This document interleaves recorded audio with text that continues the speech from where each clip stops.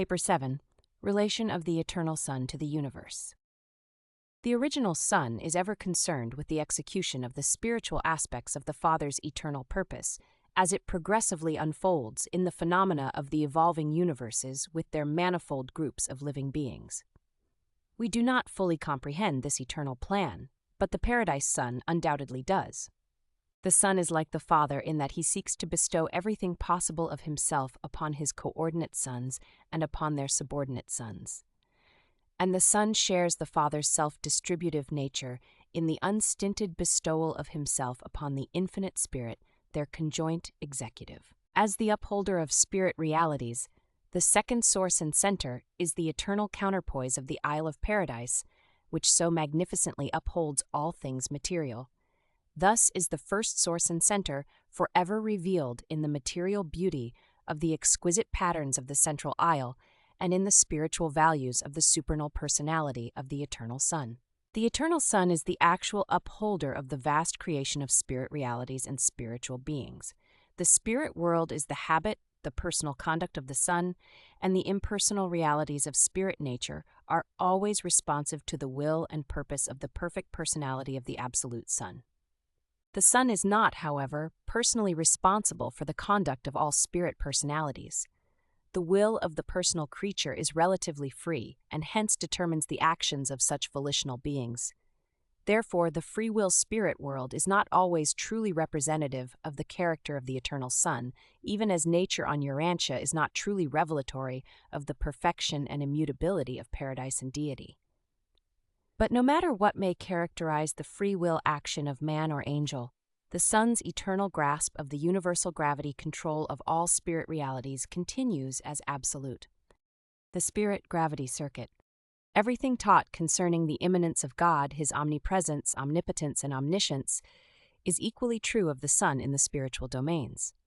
The pure and universal spirit gravity of all creation, this exclusively spiritual circuit, leads directly back to the person of the second source and center on Paradise.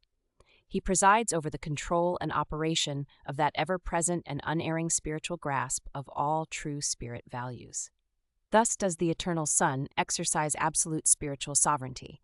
He literally holds all spirit realities and all spiritualized values, as it were, in the hollow of his hand. The control of universal spiritual gravity is universal spiritual sovereignty. This gravity control of spiritual things operates independently of time and space. Therefore is spirit energy undiminished in transmission. Spirit gravity never suffers time delays, nor does it undergo space diminution. It does not decrease in accordance with the square of the distance of its transmission. The circuits of pure spirit power are not retarded by the mass of the material creation. And this transcendence of time and space by pure spirit energies is inherent in the absoluteness of the Sun. It is not due to the interposition of the anti-gravity forces of the third source and center. Spirit realities respond to the drawing power of the center of spiritual gravity in accordance with their qualitative value, their actual degree of spirit nature. Spirit substance quality is just as responsive to spirit gravity as the organized energy of physical matter, quantity, is responsive to physical gravity. Spiritual values and spirit forces are real. From the viewpoint of personality, spirit is the soul of creation. Matter is the shadowy physical body. The reactions and fluctuations of spirit gravity are ever true to the content of spiritual values, the qualitative spiritual status of an individual or a world. This drawing power is instantly responsive to the inter- and intra-spirit values of any universe situation or planetary condition. Every time a spiritual reality actualizes in the universes, this change necessitates the immediate and instantaneous readjustment of spirit gravity. Such a new spirit is actually a part of the second source and center, and just as certainly as mortal man becomes a spiritized being, he will attain the spiritual Sun, the center and source of spirit gravity. The Sun's spiritual drawing power is inherent to a lesser degree in many paradise orders of sonship, for there do exist within the absolute spirit gravity circuit those local systems of spiritual attraction that function in the lesser units of creation. Such sub-absolute focalizations of spirit gravity are a part of the divinity of the creator personalities of time and space and are correlated with the emerging experiential overcontrol of the Supreme Being. Spirit gravity pull and response thereto operate not only on the universe as a whole, but also even between individuals and groups of individuals. There is a spiritual cohesiveness among the spiritual and spiritized personalities of any world, race, nation, or believing group of individuals. There is a direct attractiveness of a spirit nature between spiritually minded persons of like tastes and longings. The term kindred spirits is not wholly a figure of speech. Like the material gravity of paradise, the spiritual gravity of the eternal sun is absolute. Sin and rebellion may interfere with the operation of local universe circuits, but nothing can suspend the spirit gravity of the eternal sun. The Lucifer rebellion produced many changes in your system of inhabited worlds and on Urantia, but we do not observe that the resultant spiritual quarantine of your planet in the least affected the presence and function of either the omnipresent spirit of the eternal sun or the associated spirit gravity circuit. All reactions of the spirit gravity circuit of the grand universe are predictable. We recognize all actions and reactions of the omnipresent spirit of the eternal sun and find them to be dependable. In accordance with well-known laws, we can and do measure spiritual gravity just as man attempts to compute the workings of finite physical gravity. There is an unvarying response of the sun's spirit to all spirit things, beings, and persons, and this response is always in accordance with the degree of actuality, the qualitative degree of reality, of all such spiritual values. But alongside this very dependable and predictable function of the spiritual presence of the eternal sun, there are encountered phenomena which are not so predictable in their reactions. Such phenomena probably indicate the coordinate action of the deity absolute in the realms of emerging spiritual potentials. We know that the spirit presence of the eternal sun is the influence of a majestic and infinite personality. But we hardly regard the reactions associated with the conjectured performances of the deity absolute as personal. Viewed from the personality standpoint and by persons, the eternal sun and the deity absolute appear to be related in the following way. The eternal sun dominates the realm of actual spiritual values, whereas the deity absolute seems to pervade the vast domain of potential spirit values. All actual value of spirit nature finds lodgment in the gravity grasp of the eternal sun, but, if potential, then apparently in the presence of the deity absolute. Spirit seems to emerge from the potentials of the deity absolute. Evolving spirit finds correlation in the experiential and incomplete grasps of the supreme and the ultimate. Spirit eventually finds final destiny in the absolute grasp of the spiritual gravity of the eternal sun. This appears to be the cycle of experiential spirit, but existential spirit is inherent in the infinity of the second source and center. The administration of the eternal sun.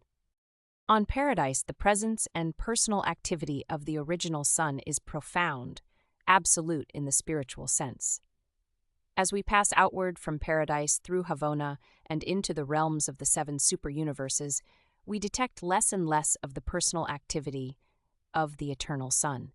In the post-Havona universes, the presence of the eternal sun is personalized in the Paradise suns, conditioned by the experiential realities of the supreme and the ultimate, and coordinated with the unlimited spirit potential of the deity absolute. In the central universe, the personal activity of the original sun is discernible in the exquisite spiritual harmony of the eternal creation. Havona is so marvelously perfect that the spiritual status and the energy states of this pattern universe are in perfect and perpetual balance. In the superuniverses, the sun is not personally present or resident. In these creations, he maintains only a superpersonal representation. These spirit manifestations of the sun are not personal. They are not in the personality circuit of the Universal Father. We know of no better term to use than to designate them superpersonalities. And they are finite beings. They are neither absonite nor absolute. The administration of the eternal sun in the superuniverses, being exclusively spiritual and superpersonal, is not discernible by creature personalities. Nonetheless, the all-pervading spiritual urge of the sun's personal influence is encountered in every phase of the activities of all sectors of the domains of the Ancients of Days. In the local universes, however, we observe the eternal sun personally present in the persons of the Paradise suns. Here, the infinite Son spiritually and creatively functions in the persons of the majestic core of the coordinate creator suns. Relation of the eternal Son to the individual. In the local universe ascent, the mortals of time look to the creator Son as the personal representative of the eternal Son. But when they begin the ascent of the super-universe training regime, the pilgrims of time increasingly detect the supernal presence of the inspiring spirit of the eternal Son, and they are able to profit by the intake of this ministry of spiritual energization. In Havona, the ascenders become still more conscious of the loving embrace of the all-pervading spirit of the original Son. At no stage of the entire mortal ascension does the spirit of the eternal Son indwell the mind or soul of the pilgrim of time. But his beneficence is ever near and always concerned with the welfare and spiritual security of the advancing children of time. The spiritual gravity pull of the eternal Son constitutes the inherent secret of the paradise ascension of surviving human souls. All genuine spirit values and all bona fide spiritualized individuals are held within the unfailing grasp of the spiritual gravity of the eternal Son.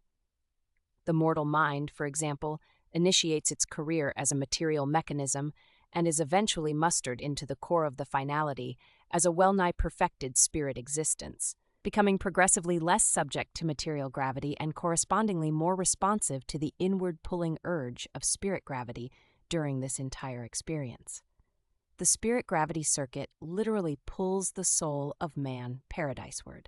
The spirit gravity circuit is the basic channel for transmitting the genuine prayers of the believing human heart from the level of human consciousness to the actual consciousness of deity. That which represents true spiritual value in your petitions will be seized by the universal circuit of spirit gravity and will pass immediately and simultaneously to all divine personalities concerned. Each will occupy himself with that which belongs to his personal province. Therefore, in your practical religious experience, it is immaterial whether, in addressing your supplications, you visualize the Creator Son of your local universe or the Eternal Son at the center of all things. The discriminative operation of the spirit gravity circuit might possibly be compared to the functions of the neural circuits in the material human body. Sensations travel inward over the neural paths. Some are detained and responded to by the lower automatic spinal centers. Others pass on to the less automatic but habit-trained centers of the lower brain, while the most important and vital incoming messages flash by these subordinate centers and are immediately registered in the highest levels of human consciousness. But how much more perfect is the superb technique of the spiritual world?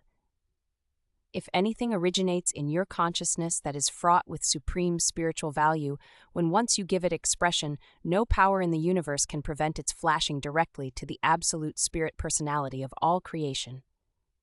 Conversely, if your supplications are purely material and wholly self-centered, there exists no plan whereby such unworthy prayers can find lodgment in the spirit circuit of the Eternal Son. The content of any petition which is not spirit-indicted can find no place in the universal spiritual circuit. Such purely selfish and material requests fall dead. They do not ascend in the circuits of true spirit values. Such words are as sounding brass and a tinkling cymbal. It is the motivating thought, the spiritual content, that validates the mortal supplication. Words are valueless. The divine perfection plans. The Eternal Son is in everlasting liaison with the Father in the successful prosecution of the divine plan of progress, the universal plan for the creation, evolution, ascension, and perfection of will creatures. And in divine faithfulness, the Son is the eternal equal of the Father. The Father and his Son are as one in the formulation and prosecution of this gigantic attainment plan for advancing the material beings of time to the perfection of eternity. This project for the spiritual elevation of the ascendant souls of space is a joint creation of the Father and the Son, and they are, with the cooperation of the Infinite Spirit, engaged in associative execution of their divine purpose. This divine plan of perfection attainment embraces three unique, though marvelously correlated enterprises of universal adventure. Number 1. The plan of progressive attainment. This is the Universal Father's plan of evolutionary ascension, a program unreservedly accepted by the Eternal Son when he concurred in the Father's proposal, let us make mortal creatures in our own image. This provision for upstepping the creatures of time involves the Father's bestowal of the thought adjusters and the endowing of material creatures with the prerogatives of personality. Number 2. The bestowal plan. The next universal plan is the great Father Revelation enterprise of the Eternal Son and his coordinate sons. This is the proposal of the Eternal Son, and consists of his bestowal of the sons of God upon the evolutionary creations, there to personalize and factualize, to incarnate and make real, the love of the Father and the mercy of the Son to the creatures of all universes. Inherent in the bestowal plan, and as a provisional feature of this ministration of love, the Paradise Sons act as rehabilitators of that which misguided creature will has placed in spiritual jeopardy. Whenever and wherever there occurs a delay in the functioning of the attainment plan, if rebellion, perchance, should mar or complicate this enterprise, then do the emergency provisions of the bestowal plan become active forthwith. The Paradise Sons stand pledged and ready to function as retrievers, to go into the very realms of rebellion, and there restore the spiritual status of the spheres. And such a heroic service, a coordinate creator son did perform on Urantia in connection with his experiential bestowal career of sovereignty acquirement. Number 3. The plan of mercy ministry.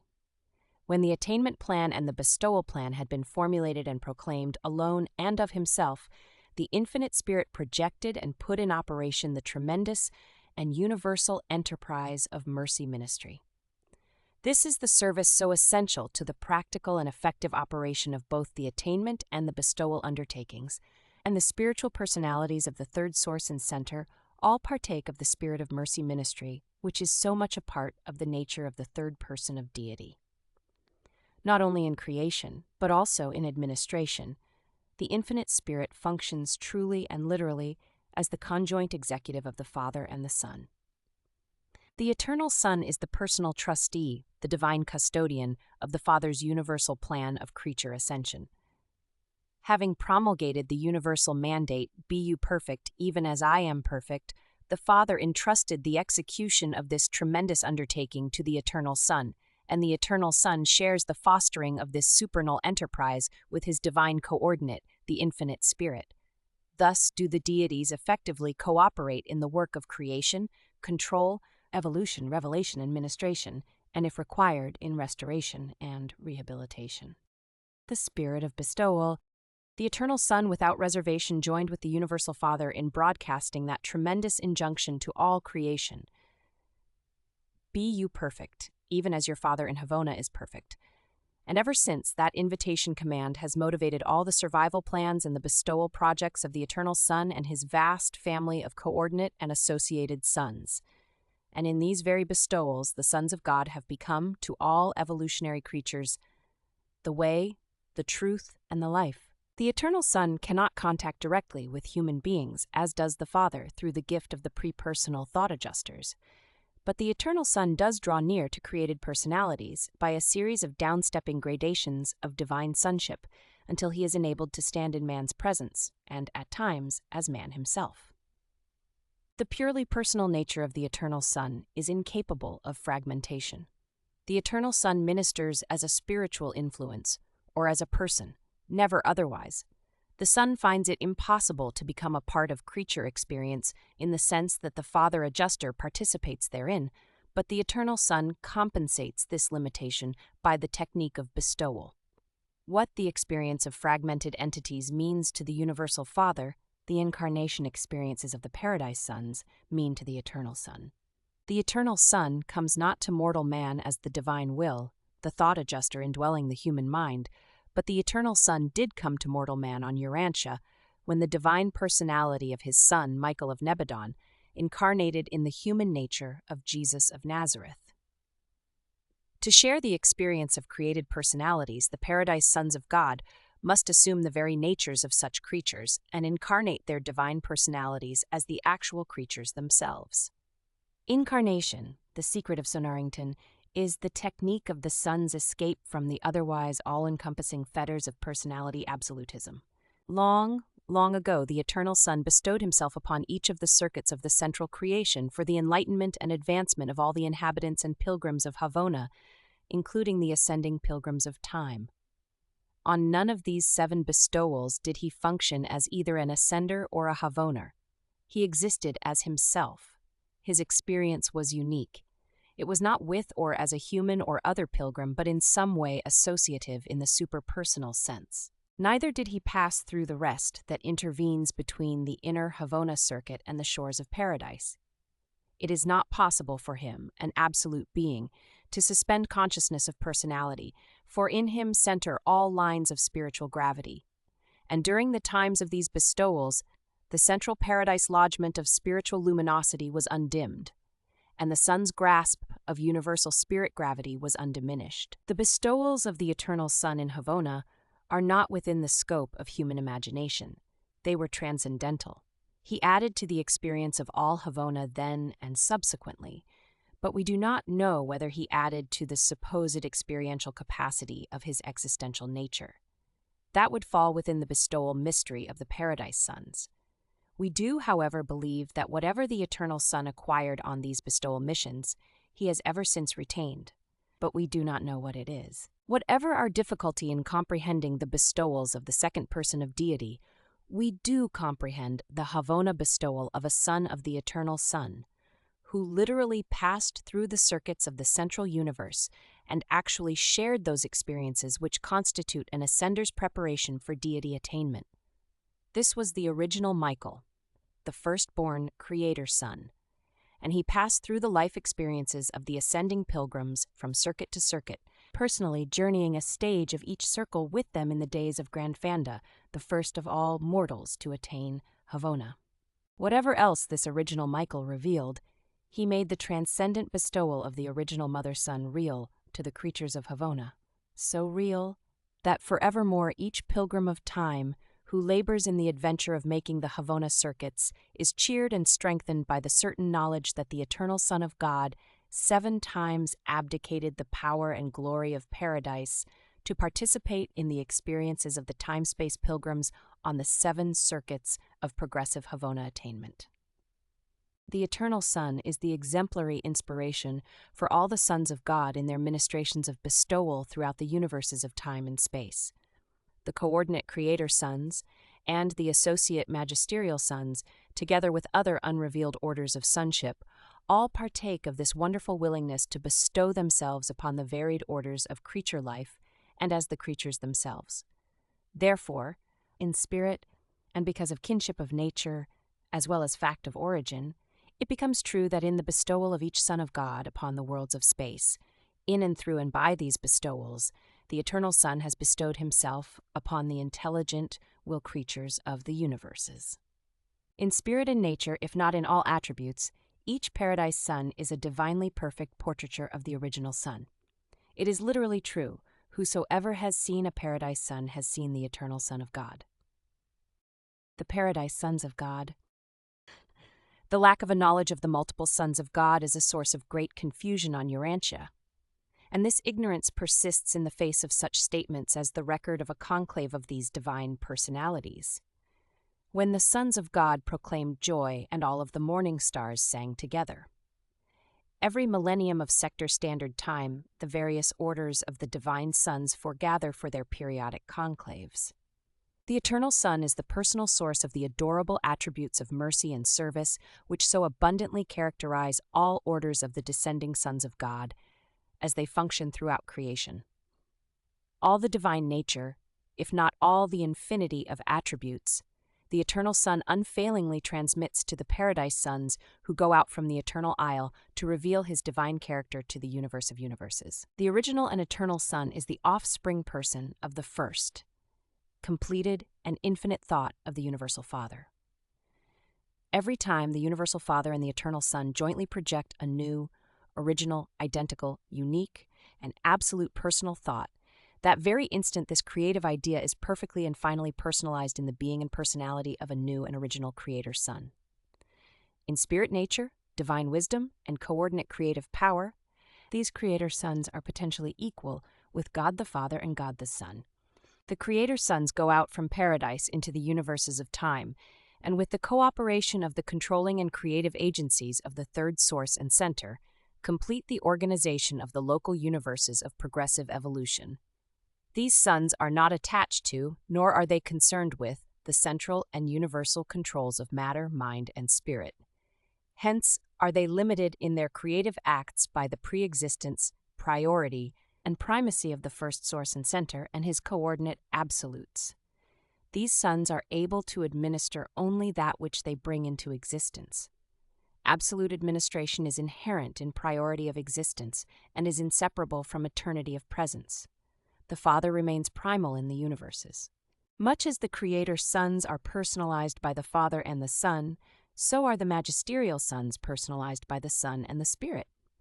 These are the sons who, in the experiences of creature incarnation, earn the right to serve as the judges of survival in the creations of time and space. The Father, Son, and Spirit also unite to personalize the versatile Trinity teacher sons, who range the grand universe as the supernal teachers of all personalities, human and divine. And there are numerous other orders of paradise sonship that have not been brought to the attention of Urantia mortals. Between the original Mother's Son and these hosts of paradise sons scattered throughout all creation, there is a direct and exclusive channel of communication.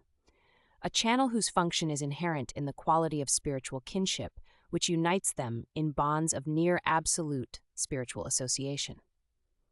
This intersonship circuit is entirely different from the universal circuit of spirit gravity, which also centers in the person of the second source and center. All sons of God who take origin in the persons of the paradise deities are in direct and constant communication with the eternal Mother Son, and such communication is instantaneous. It is independent of time, though sometimes conditioned by space. The eternal Son not only has at all times perfect knowledge concerning the status, thoughts, and manifold activities of all orders of paradise sonship, but he also has perfection of knowledge at all times regarding everything of spiritual value which exists in the hearts of all creatures in the primary central creation of eternity and in the secondary time creations of the coordinate creator sons. The supreme revelation of the Father, the eternal Son, is a complete, exclusive, universal, and final revelation of the Spirit and the personality of the universal Father. All knowledge of and information concerning the Father must come from the eternal Son and his paradise sons. The eternal Son is from eternity and is wholly and without spiritual qualification one with the Father. In divine personality, they are coordinate. In spiritual nature, they are equal. In divinity, they are identical. The character of God could not possibly be intrinsically improved upon in the person of the Son, for the divine Father is infinitely perfect, but that character and personality are amplified by divestment of the non-personal and non-spiritual for revelation to creature beings. The first source and center is much more than a personality, but all of the spirit qualities of the Father personality of the first source and center are spiritually present in the absolute personality of the eternal Son. The primal Son and his sons are engaged in making a universal revelation of the spiritual and personal nature of the Father to all creation. In the central universe, the super-universes, the local universes, or on the inhabited planets, it is a paradise Son who reveals the universal Father to men and angels. The eternal Son and his sons reveal the avenue of creature approach to the universal Father. And even we of high origin understand the Father much more fully as we study the revelation of his character and personality in the eternal Son and in the sons of the eternal Son. The Father comes down to you as a personality only through the divine sons of the eternal Son, and you attain the Father by this same living way. You ascend to the Father by the guidance of this group of divine sons. And this remains true notwithstanding that your very personality is a direct bestowal of the universal Father. In all these widespread activities of the far-flung spiritual administration of the eternal Son, do not forget that the Son is a person just as truly and actually as the Father is a person. Indeed, to beings of the one-time human order, the eternal Son will be more easy to approach than the universal Father. In the progress of the pilgrims of time through the circuits of Havona, you will be competent to attain the Son long before you are prepared to discern the Father. More of the character and merciful nature of the eternal Son of mercy you should comprehend as you meditate on the revelation of these divine attributes, which was made in loving service by your own Creator Son, one-time Son of Man on earth, now the exalted sovereign of your local universe, the Son of Man and the Son of God. Indicted by a divine counselor assigned to formulate this statement depicting the eternal Son of Paradise.